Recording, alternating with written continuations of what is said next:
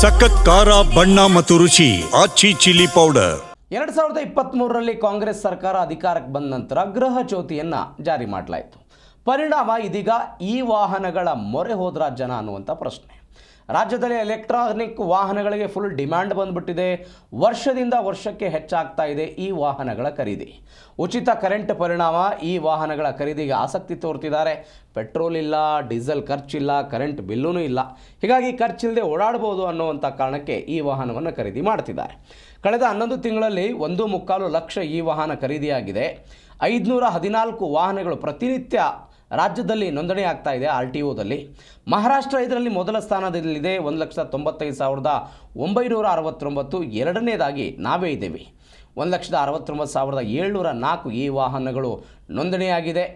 ಇದರಲ್ಲಿ ಬೈಕ್ ಬೇರೆ, ವಾಣಿಜ್ಯ ವಾಹನಗಳು ಬೇರೆ, ಪರ್ಸನಲ್ ವಾಹನಗಳು ಬೇರೆ. ಇದರಲ್ಲಿ ಬೈಕ್ಗಳೇ ಅತಿ ಹೆಚ್ಚಾಗಿದೆ ಅನ್ನುವಂಥ ವರದಿ ಕೂಡ ಬಂದಿದೆ RTO ಮುಖಾಂತರ. ಕಾರಣ ಏನು? ಕೇಂದ್ರ ಸರ್ಕಾರ ಕೆಲವೊಂದಿಷ್ಟು ಸಬ್ಸಿಡಿ ಕೊಟ್ಟಿದೆ. ಗೃಹ ಜ್ಯೋತಿ ಇದೆ ಕರ್ನಾಟಕದಲ್ಲಿ. 2070ರ ವೇಳೆಗೆ ಪೆಟ್ರೋಲ್ ವಾಹನಗಳನ್ನು ಇಲ್ಲದಂಗೆ ಮಾಡೋದು ಕೇಂದ್ರ ಸರ್ಕಾರದ ಗುರಿಯಾಗಿದೆ. ಅದರ ಭಾಗವಾಗಿ ಸಬ್ಸಿಡಿ, ಇದಕ್ಕೆ ಬೇಕಾದಂಥ ಅನುಕೂಲವನ್ನು ಮಾಡಲಾಗಿದೆ. ಇದು ಕೂಡ ಕಾರಣ ಅಂತ ಹೇಳ್ತಾ ಇದ್ದಾರೆ. ಮನೆಯಲ್ಲಿ ಚಾರ್ಜಿಂಗ್ ಮಾಡಿಕೊಳ್ಳೋದಕ್ಕೆ ವ್ಯವಸ್ಥೆ, ರಸ್ತೆ ಬದಿಗಳಲ್ಲಿ ಚಾರ್ಜಿಂಗ್ ಮಾಡಿಕೊಳ್ಳೋದಕ್ಕೆ ಅವಕಾಶವನ್ನು ಮಾಡಿಕೊಟ್ಟಿದ್ದಾರೆ.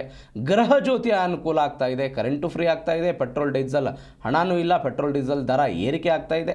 ಹೀಗಾಗಿ ಈ ಒಂದು ಪ್ರಯತ್ನಕ್ಕೆ ಮುಂದಾಗ್ತಾ ಇದ್ದಾರೆ. ಮತ್ತೊಂದು ಕಡೆ ಸರ್ಕಾರದಿಂದ ವಾಯು ಮಾಲಿನ್ಯ ತಡೆಗೆ ಕೇಂದ್ರ ಸರ್ಕಾರ ಪ್ರೋತ್ಸಾಹವನ್ನು ಕೊಡ್ತಾ ಇದೆ. ಕಮರ್ಷಿಯಲ್ಗೆ ಅಗತ್ಯ ಚಾರ್ಜಿಂಗ್ ಕೇಂದ್ರಗಳನ್ನು ಕೂಡ ಲಭ್ಯ ಆಗ್ತಾ ಇದೆ.